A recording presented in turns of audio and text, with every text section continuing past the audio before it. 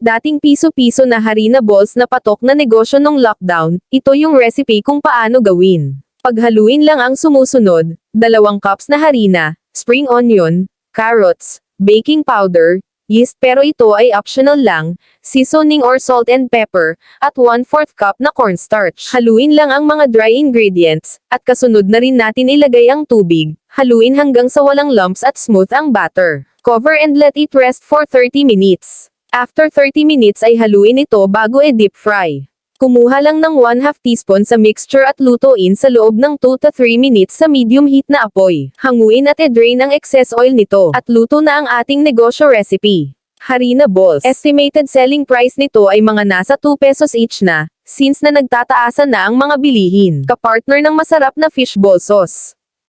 So yun lang po at maraming salamat sa panonood. Please follow Cook at Home Recipes for more.